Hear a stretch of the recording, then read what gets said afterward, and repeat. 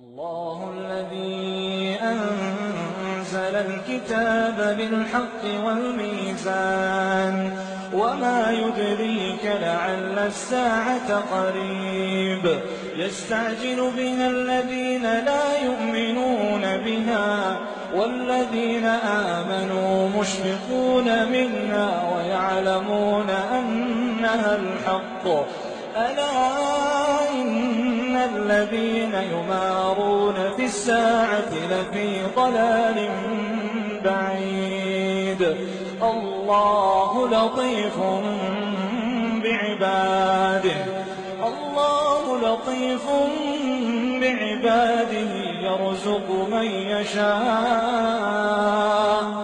يرزق من يشاء وهو القوي العزيز من كان يريد حرث الآخرة نزد له في حرثه ومن كان يريد حرث الدنيا نؤته منها وما له في الآخرة من نصيب أم لهم شركاء شرعوا لهم من الدين ما لم يأذن به الله ولولا كلمة الفصل لقضي بينهم وإن الظالمين لهم عذاب أليم ترى الظالمين مشفقين مما كسبوا وهو واقع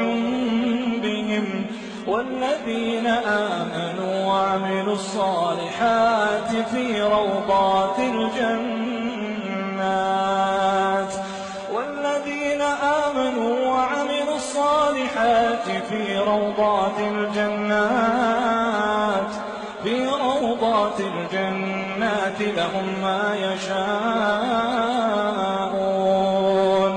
لهم ما يشاءون عند ربهم ذلك هو الفضل الكبير ذلك الذي يبشر الله عباده الذين آمنوا وعملوا الصالحات